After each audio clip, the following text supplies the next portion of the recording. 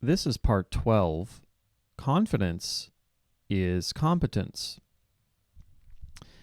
Now, I've alluded to this idea of jumping headfirst into the unknown, going into the rawness or the taking the newness to the new, going into the raw experience, right? Instead of taking what you already know, your fears, your hopes, your expectations, right? And bringing those into some sort of new situation that you have some anxiety about. Instead of doing all of that, right?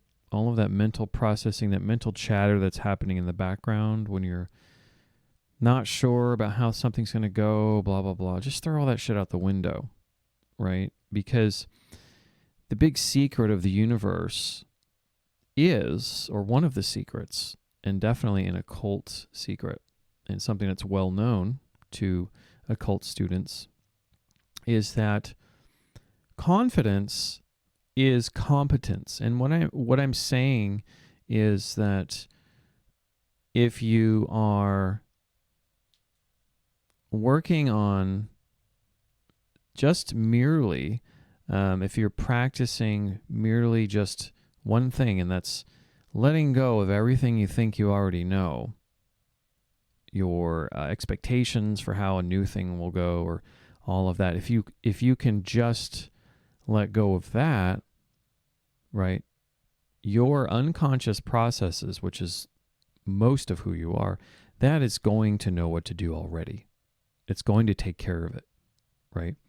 The mind chatter and all of that rehearsing happening beforehand and playing out, and visualization is good to do, but in the moment, at that very moment, there's no trying, right? Like Yoda says, there's just doing, right? You just become the moment. You don't bring a bunch of old things to a new place, right? You can do that, but it's going to be mechanical, and it's not really going to have that same flow as if you're just opening to the moment, right? So this is what this part is about.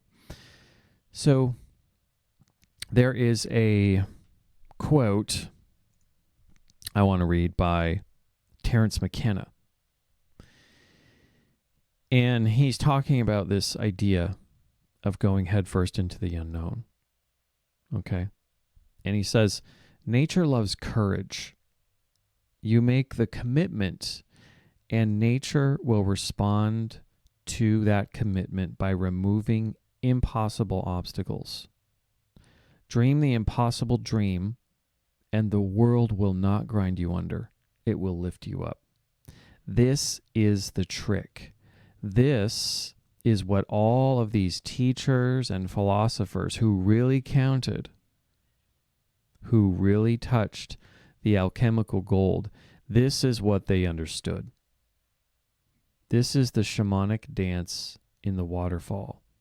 This is how magic is done. By hurling yourself into the abyss and discovering it's a featherbed. Okay? No truer statement has ever been made.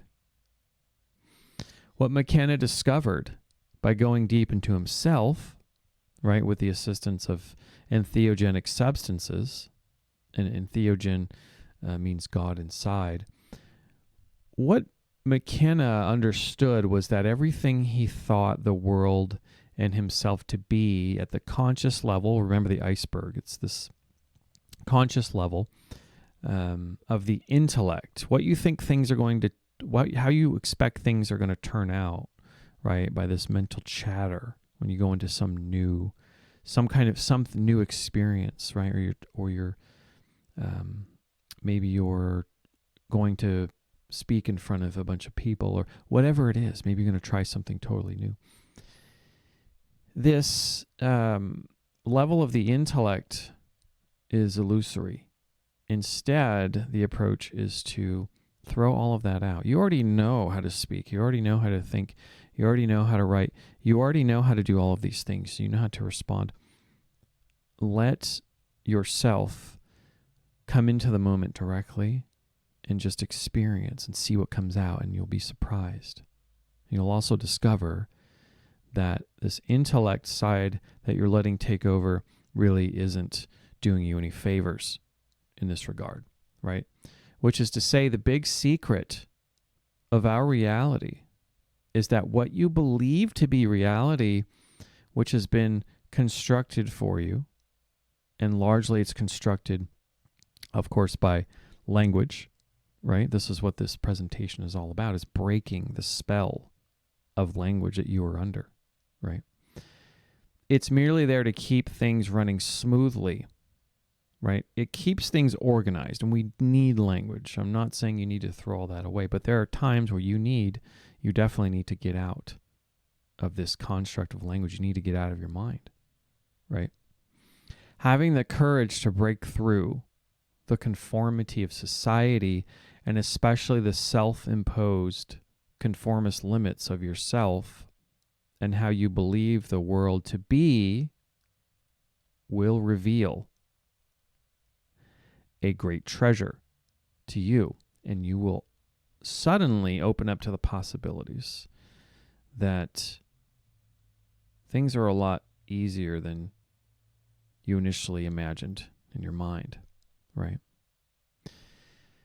Everything comes from Shiva and goes back to Shiva, right?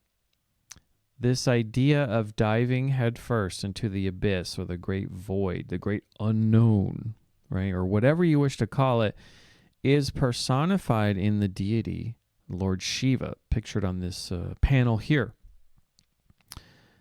The name Shiva in Sanskrit means that which is not, which is to say all things in our world have come from nothing and will eventually return to nothing. Okay? And as Terence McKenna so famously said, even modern science needs that one free miracle called the Big Bang in an attempt to explain everything else. Okay?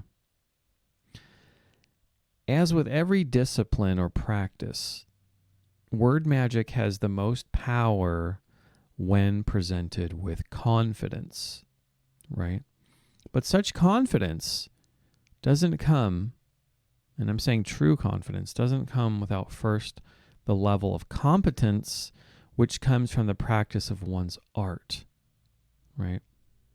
Practice, practice, practice. Become immersed in your practice, right? To the point where you're not really having to think about it, but you become it. It just becomes automatic, right? So the subtle trick of confidence, however, is that it is primarily just a visual conveyance, okay? It's just how you present yourself. In fact, the majority of human communication is nonverbal, right? This is the paradoxical truth about word magic. It's not really what you say, it's how you appear to say it. Okay? Accounting for this knowledge in the use of word magic is critical.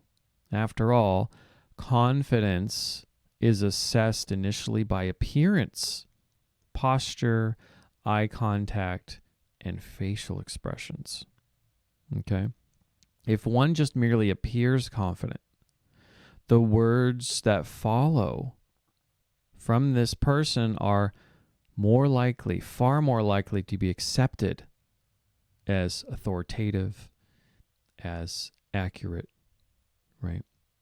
As holding a certain amount of weight, right? Vote David Bautista for president. Let me explain this. So, of course, looking the part is not enough, right? You can look the part, you can have an air or an energy or an appearance of confidence, but we as human animals forget that most of our history we managed to survive and choose the best mate by inspecting other humans visually, okay? It's a very powerful force. While the way people convey confidence and power physically has changed, right? It used to be if you were tall and large and muscular, right? It used to be that power, just sheer animalistic strength and power mattered the most, right? That is the way, that has been the way for a long time. But this dynamic it's changing now in our modern times. Even though this dynamic is very much alive and well in the human animal, it's not going to just go away.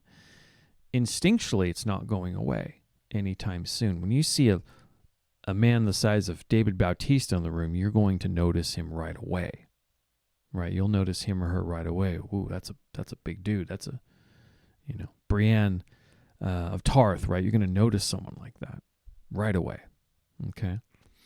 We might make jokes quietly when a super shredded specimen of a human being walks past us, right? Or is in our presence. But we still can't help but notice and make comparisons with people who look like this, right?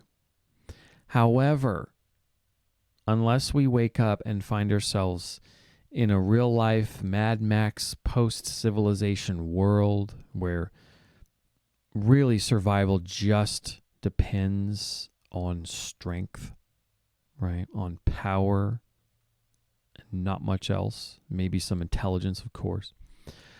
Chances are brute strength won't be enough to drive the political will of a society, as it might have done very early in human development, of course, right? The very old kings would have been just the strongest person in the tribe that can hold that position, right?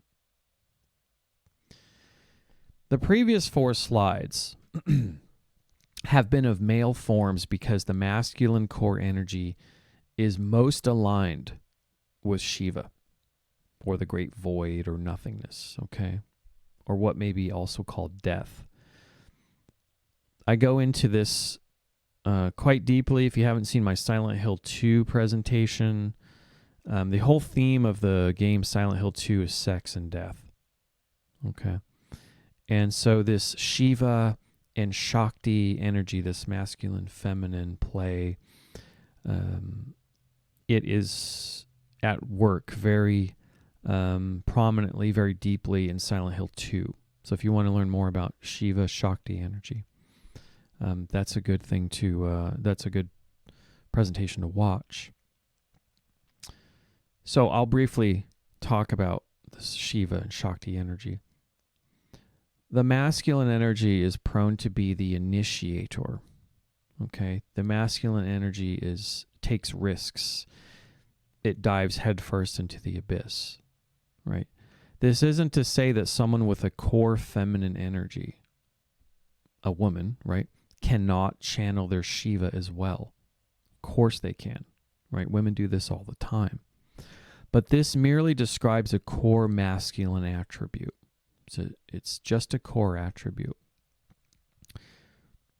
It is the masculine energy of nothingness or the abyss, personified by Shiva, which is the empty space by which the everythingness of the feminine Shakti energy is able to flourish and grow and embellish and adorn and make the universe beautiful. Okay? The feminine Shakti energy is most aligned with life, creativity, and vibrance. It is why we are here today, living in this beautiful world, right? Remember, I am talking about masculine and feminine energy, not about male or female gender, okay? The Shiva and Shakti energies exist in both men and women in varying degrees. Most men have a more Shiva male energy. Women will typically, but not always, will tend to a more Shakti female energy, right? But there are men who are strong in their Shakti. There are women that are more dominant in their Shiva energy, right? And this can also fluctuate quite a lot. So if you're in a relationship, sometimes the woman becomes the initiator in this or that, or initiates a conversation or whatever it is, and she is strong in her Shiva energy. And if you yield to that, you respect that, and you allow that to happen, then you, as the man, are shifting into the strength of your Shakti energy. And that ebb and flow, that's basically how a relationship is dynamically occurring and energetically between this male and female energy, right? So the point here is that developing your Shiva energy, regardless if you're a man or woman, and fearlessly jumping into the abyss is to be in touch with what is. Okay? Simply be in touch with what is. Be present in the moment. Anyone can do this because everyone is this. Everyone has this energy within them. We all have this essence within us. Realize this in yourself, and confidence will no longer be an image in your mind. It will no longer be this intellectual imagination of who your ahamkara, or you're thinking, projecting yourself as this confident person, and you've got this image of yourself, right? Because confidence really isn't an idea, right? Confidence is just coming into alignment with what is, coming into alignment with what's already there and what you already have, right? It's a very important distinction. So attaining mastery of word magic does not mean locking yourself away from the world and dedicating all of your waking hours to reading and studying, right? You don't want to be all in the intellect, right? The seeker or the magician who only goes this far is of a low level, right? I sometimes meet people who are very intellectual at the exclusion of their other energies, their other powers, their other gifts, their talents, right? Because if you're only using the buddhi mind, the intellect, and you're just analyzing and chopping things to death all the time, then you have forsaken a large part of your power. You have given that up, right?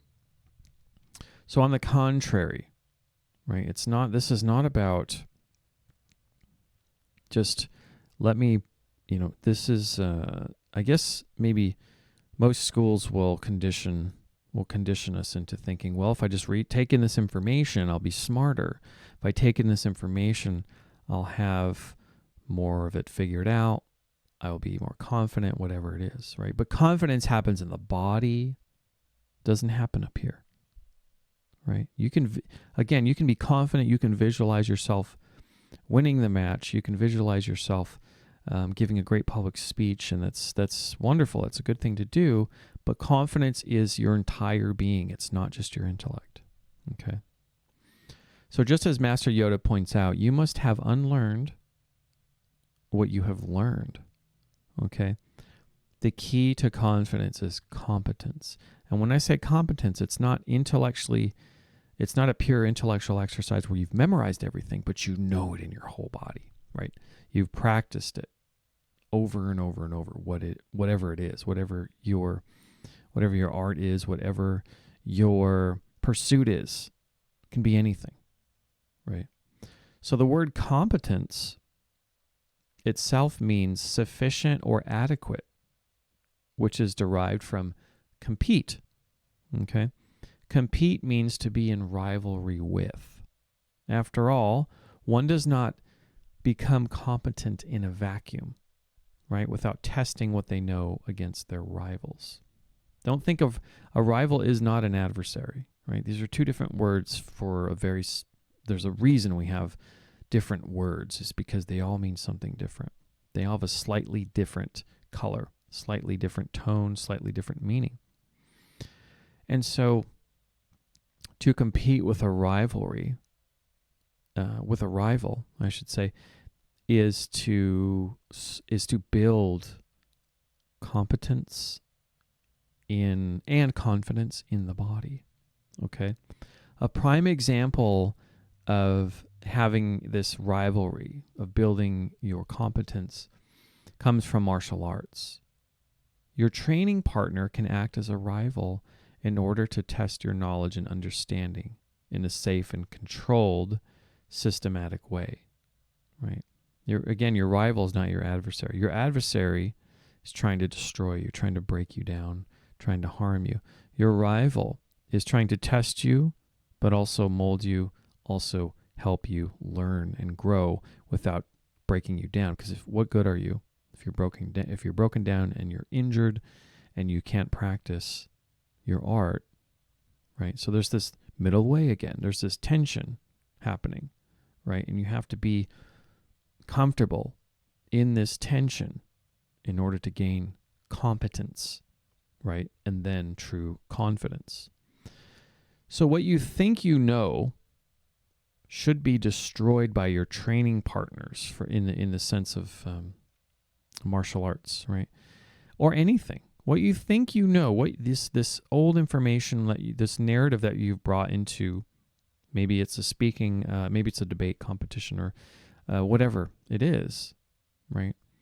Whatever it is, you're not tearing each other down again. Of course, you're allowing this what you thought before, and you realize it didn't work. You are allowing yourself to. You're destroying that within yourself. You're not destroying yourself, obviously, because you and the practice, right?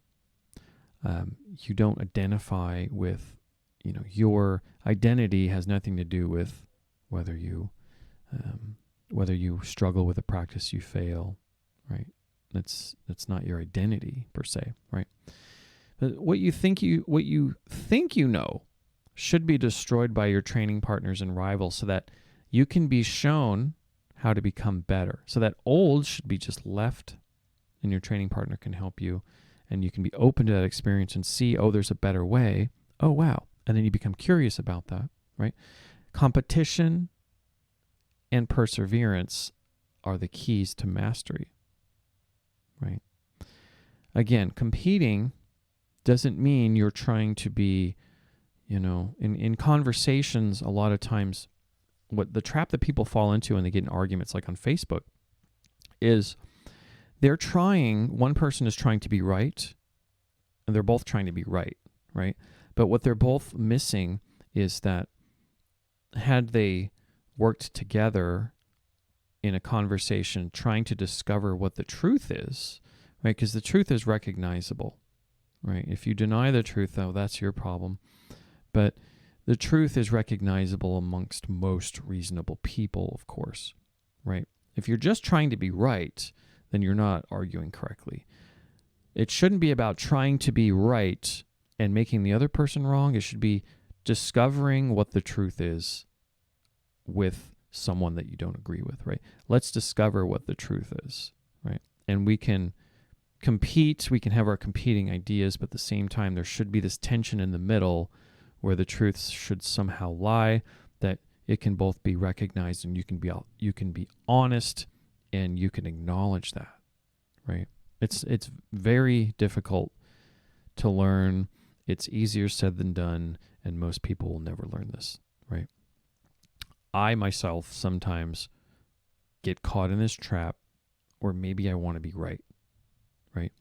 So if you just put that out there and you make that known, you admit it to yourself openly, right? That gives you a chance to recognize it when it comes up. And the next time you can catch it a little quicker and say, okay, I should be looking for what the truth, where's the truth in this discussion or this debate, right? Or this argument, not I'm going to do anything I can do to be right and make this person wrong, right? That's not a fruitful discussion at all. It's just a giant waste of time for everybody, right? So here's a quote by Marty Rubin. I would rather stumble by chance on a tiny stream in the woods than plan a trip to the Grand Canyon. Okay? Put yourself in a completely new situation or setting every day. This is how you can cultivate a practice of building true confidence. Okay? Put yourself in a completely new situation. Maybe once a week to start. Maybe not every day. Maybe that's a little too much. Instead of reacting as you normally would in a new situation. And when I say reacting as you normally would, I mean you would take your expectations with you to the other side of the river, to this experience, and you would carry those expectations like you carry a raft after you've crossed the river, right?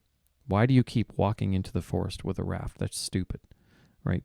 But a lot of people do this anyway. They bring their expectations into a new experience, and it just ruins the experience, right? So instead of reacting as you normally would, just see if you can take yourself somewhere else in a new way. Wherever that may be. You can't predict where that's going to take you, right? However small a gesture it may seem to you, try it, right? This will exercise your Shiva energy. And as you do this, each time you build it, you get stronger and stronger, and you build more confidence, right? And this competence is built by challenging yourself. You don't need another person necessarily. You can challenge yourself, right? And you can be your own rival in that respect. So nobody else will realize what you were doing in these new situations except you. Okay? So walk up to someone you never met before in a library or school, etc., and say something. Anything.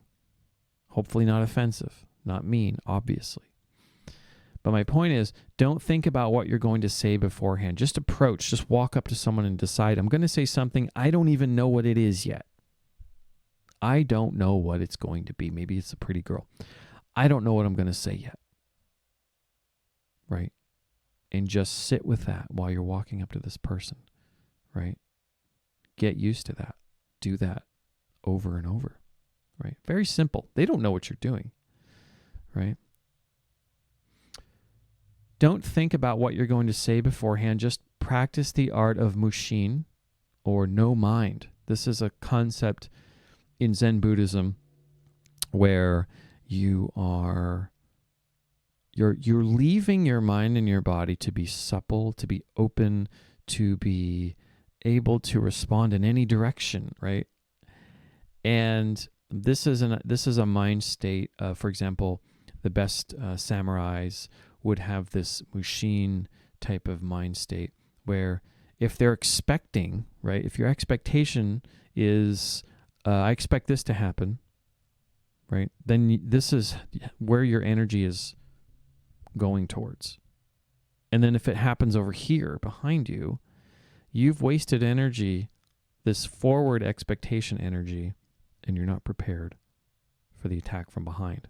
And when I say attack, that could be you're not prepared for someone saying something else, or you didn't expect. Oh, I didn't expect that, right? If you keep bringing your expectations to an experience, you're just killing the moment. You're just killing the moment, right? So this is an exercise in being spontaneous, right? Part 12 is all about, I'm going to recommend many other practices for you that you can do with yourself or with a partner, okay? Because this word magic presentation is completely worthless if you don't take in some of these practices, right? Find some practices of your own.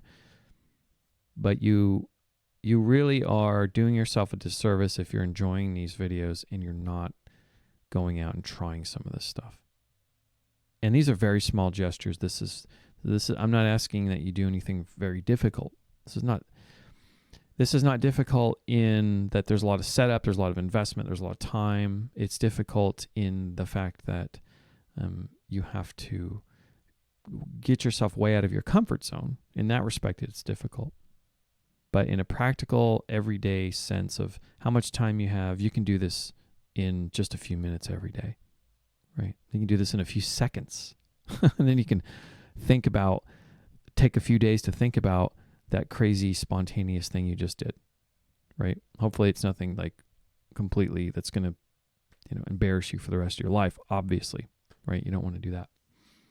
So this mushin sense, right, is like this panel says, the quieter you become, the more you can hear. The more supple you are, the better you can respond spontaneously in the moment to anything, just right. Doesn't mean you have to be like a ninja, or you don't have to study to be a samurai or whatever. This has nothing to do with it. But the way of the Zen Buddhists, the way of the samurai is a great example, right? Of keeping your mind supple, keeping yourself, your spirit open, right? So if someone approaches or asks you a question, also be spontaneous. Don't have a pre-formulated answer. That's the worst thing you can do, right? Practice having, this isn't to say you shouldn't think about what you're going to say before you say it. Obviously you should, but there's another way that most people, if they only unlocked this knowledge, if you could unlock this understanding, it will open up so many doors for you in your life. So many doors, right? So if you can truly surprise someone else, you will surprise yourself, right? So release your attachment to outcome and expectation and practice immersing yourself into the newness of the moment, right? Into this machine or no mind state of the now. You're not just rattling these thoughts away and thinking, and you're just a giant ball of awkward anxiety, right? With practice, you become comfortable in that not knowing. And you find, like Terence McKenna says, it is a feather bed. If you hurl yourself into it, you go, oh, wow, I had no idea. My expectations were running wild, and it was nothing like I expected. Why am I expecting so much? What's my problem, right? So that's the kind of, these are some exercises I'm going to recommend as we progress through part 12. There are some exercises that will help you with this. They'll help you develop this comfortable level of comfort within yourself, so that you have a true level of competence in being spontaneous. And once you can do that, you will be confident, truly confident. You won't seem confident. You won't appear confident, right? There's a lot of people that are practiced in seeming or appearing confident, right? But you will truly be confident. It's a big difference.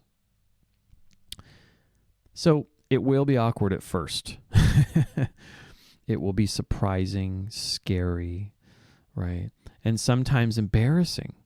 It will be embarrassing. But quickly this will fade, and you will experience just how many others desperately need this machine sense of being in their life. Okay? This is something you really should practice. And with just a little practice, you will be amazed at how far you can go. And I'm hoping you're learning this by the time you're 25.